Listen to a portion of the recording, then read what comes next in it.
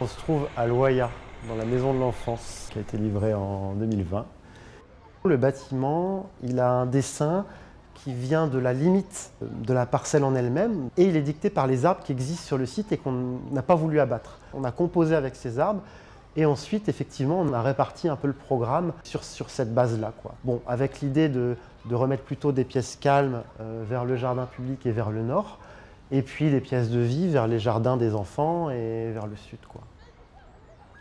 Le bâtiment étant dans un mouvement descendant et étant en fait fait de blocs de béton, donc très minéraux, on a choisi d'amener un toit qui accompagne ce mouvement descendant et de lui amener une douceur qui faisait écho au béton, c'est-à-dire effectivement une sous-face en bois qui se déplie et qui se déplie dans une certaine continuité de vue et d'usage. C'est-à-dire que depuis l'extérieur, un kiosque un peu généreux qui sert à un jardin public, c'est-à-dire qu'il peut abriter aussi bien une brocante, des musiciens ou des skateurs. Trouver une façon d'accueillir un peu les gens de manière très liante, très inclusive, eh bien on arrive vers un jardin réellement destiné aux enfants, sans rupture.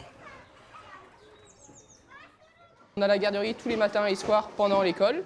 Or, tous les mercredis, il y a le centre de loisirs qui vient et les vacances scolaires. Et autrement, dans la journée, on peut avoir le relais petite enfance qui vient donc avec les assistantes maternelles. Et autrement, la salle est mise des fois des associations qui viennent pour faire des activités ponctuelles.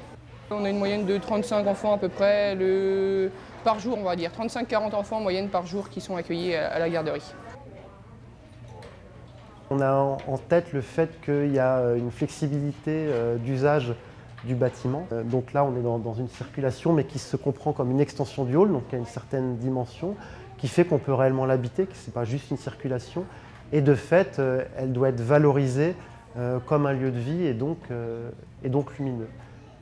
Le bâtiment il est très bien, fonctionnel, agréable.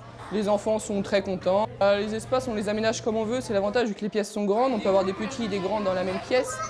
Et c'est beaucoup plus facile. Et même pour eux, ils peuvent apprendre à travailler ensemble, l'autonomie, le développement, c'est beaucoup mieux. On ne va pas aller surcharger les ambiances par trop de matériaux de parement ou trop de couleurs. On va essayer de garder les matériaux bruts comme ils sont. Et en faisant le pari que l'enfant il va amener lui-même sa façon d'investir ses ambiances. Pour que ce genre de bâtiment fonctionne, à notre sens, il est important de trouver des rangements généreux et on les a donc intégrés comme des partitions verticales qui viennent un peu articuler les grands éléments spatiaux du bâtiment, quoi. Les rangements, c'est un plus. Il y en a beaucoup dans le bâtiment, que ce soit pour nous, des différents services qui interviennent à son propre placard pour ranger ses affaires.